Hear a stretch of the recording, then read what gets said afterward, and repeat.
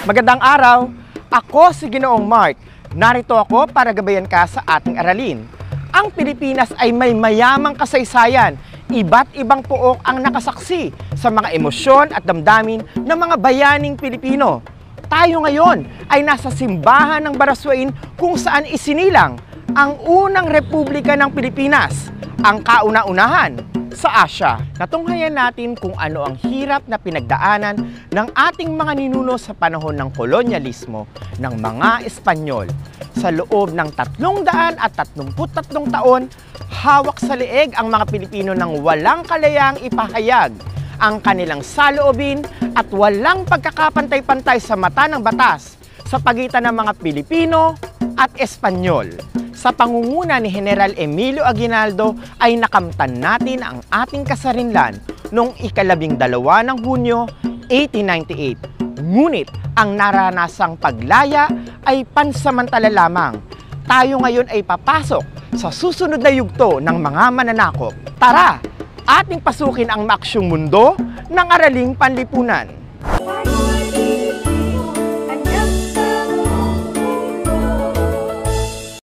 Tayo muna ay magbabalik-aral.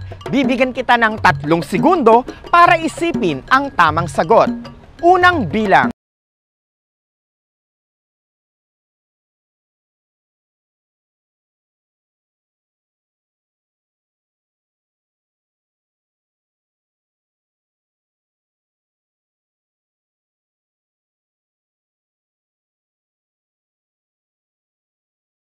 Pangalawang bilang.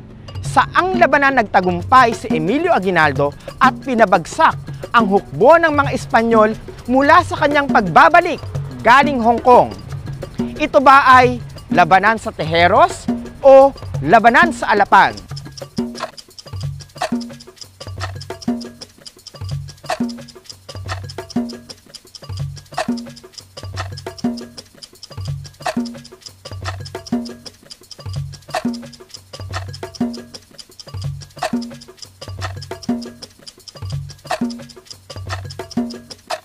Pangatlong bilang.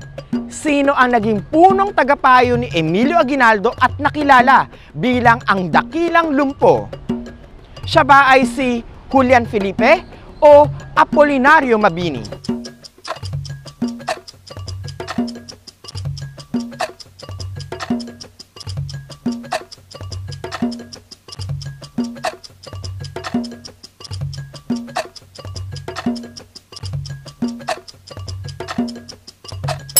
Pang-apat na bilang. Sino ang naghanda, nagsulat at nagbasa ng akto ng pagpapahayag ng kasarinlan ayon sa utos ni General Emilio Aguinaldo? Siya ba ay si Ambrosio Rianzares Bautista o Felipe Buencamino?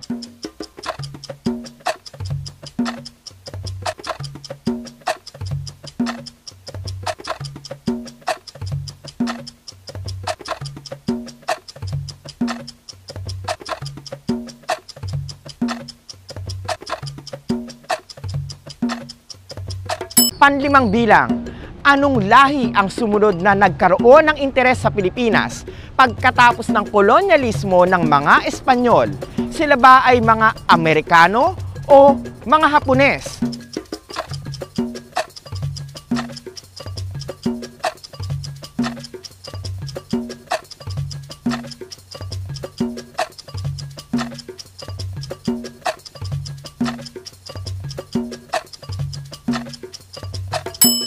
Sana'y nakuha mo ang lahat ng mga tamang sagot.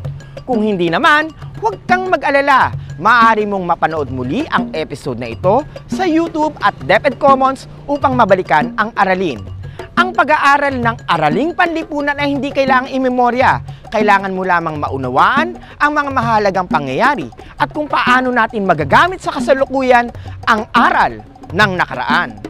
Nagbalik sa Pilipinas si General Emilio Aguinaldo mula sa pagkakatapon nito sa Hong Kong bilang bahagi ng kasunduan sa Biak na Bato.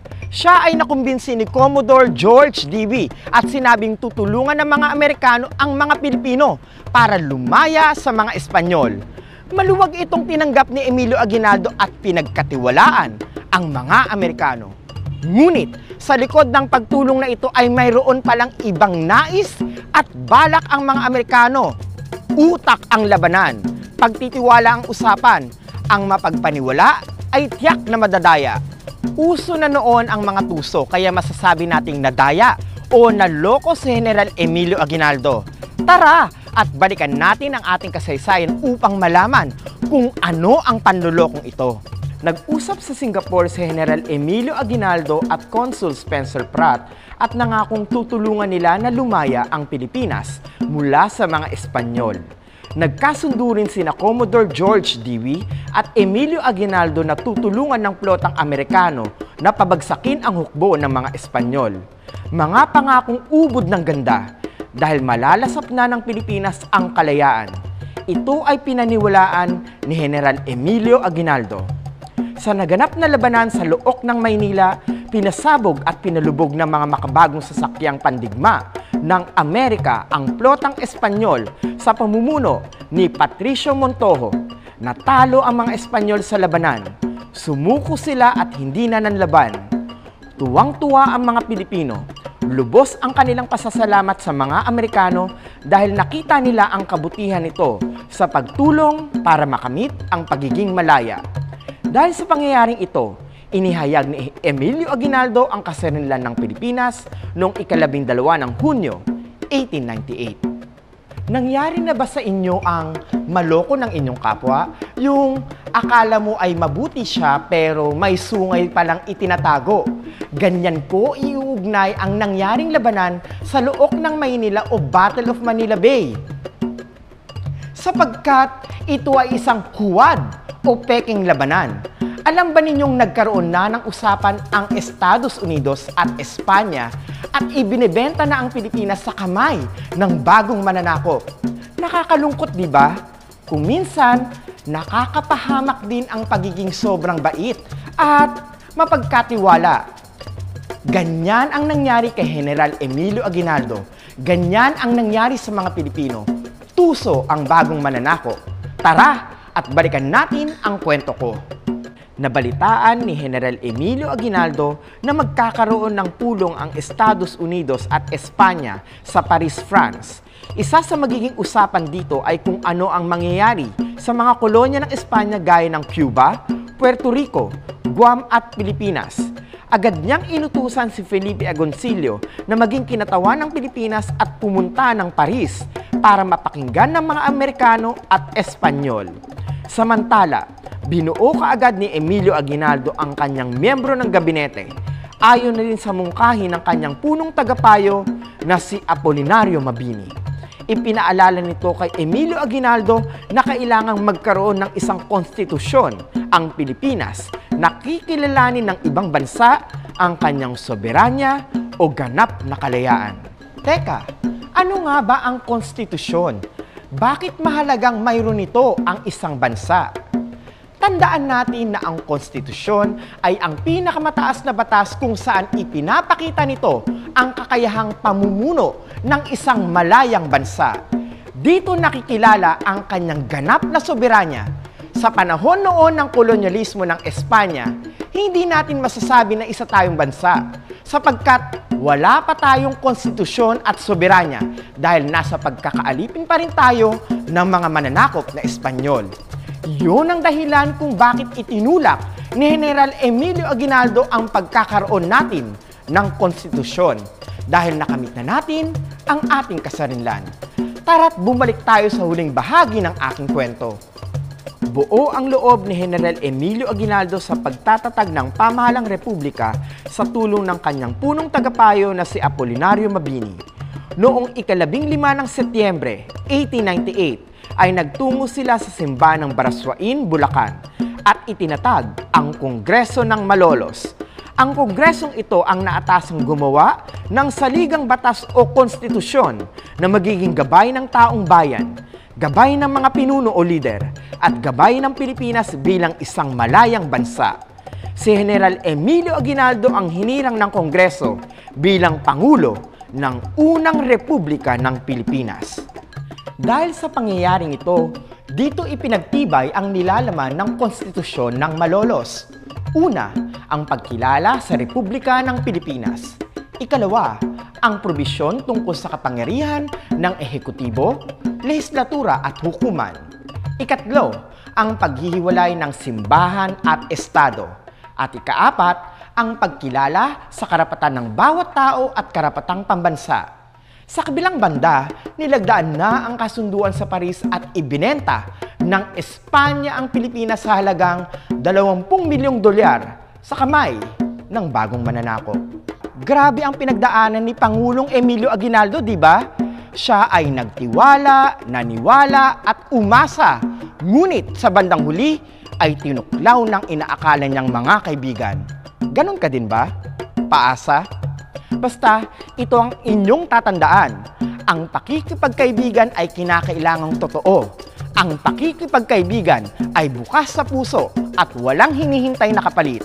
Ang aral na itinuro sa atin sa pangyayaring ito ng ating kasaysayan ay kailangan nating matuto tayong maging mapagmatsyag kung totoo ba o hindi ang isang tao sa atin. Mas mainam ang pagkakaroon ng kaunting kaibigan, ngunit tapat at totoo, kaysa naman sa napakarami nga, ngunit sila ay nandyan lamang kung mayroon silang kailangan. Kaya, huwag maging plastic. Maging tapat at totoo. Pahalagahan ang samahan at pagkakaibigan dahil wala yang katumbas na presyo. Dumako tayo sa isang pagsasanay. Bibigyan lamang kita ng 3 segundo para tukuyin ang tamang sagot. Buuin ang salitang hinahanap sa bawat bilang. Gamiting gabay ang mga titik. Unang bilang. Siya ang pinuno ng plotang Espanyol sa labanan sa Look ng Maynila.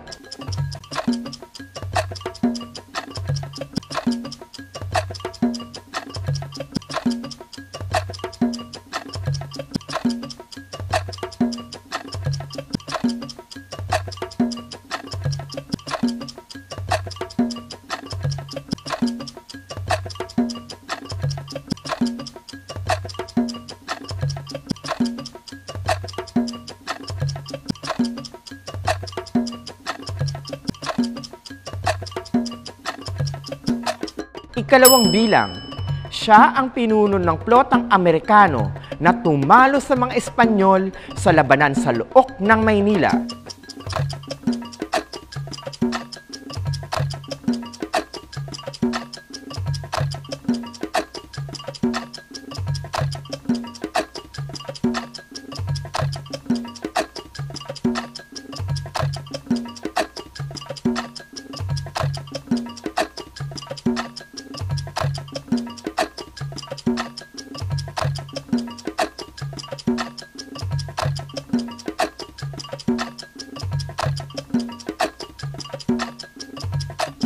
Ikatlong bilang, saang simbahan ginanap ang Kongreso ng Malolos?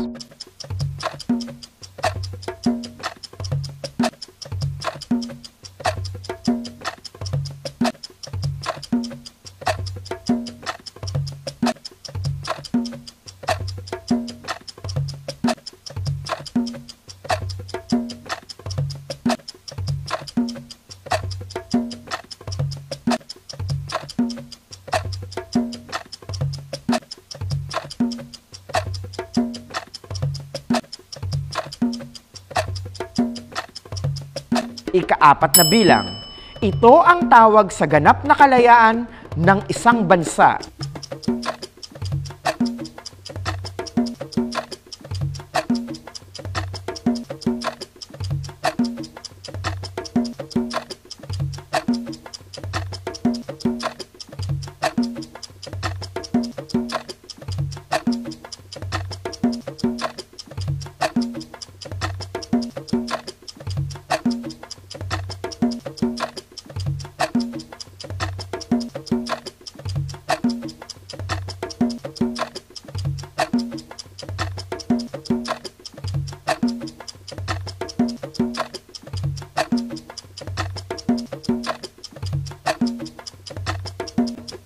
Ikalimang bilang, siya ang naging kinatawan ng Pilipinas na ipinadala sa Paris para kausapin ang mga Amerikano at Espanyol, ngunit hindi nabigyan pagkakataon na mapakinggan.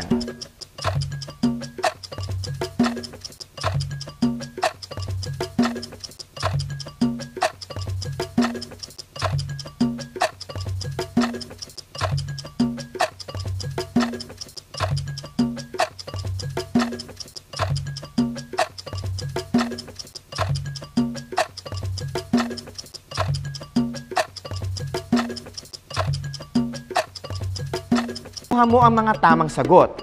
Kung hindi naman, ay maaari mong balikan ang pagsasanay na ito sa official YouTube channel ng DepEd TV at madadownload ang video sa DepEd Commons. Bilang pagbubuod sa ating aralin, tandaan ang sumusunod na talasalitaan. Konstitusyon.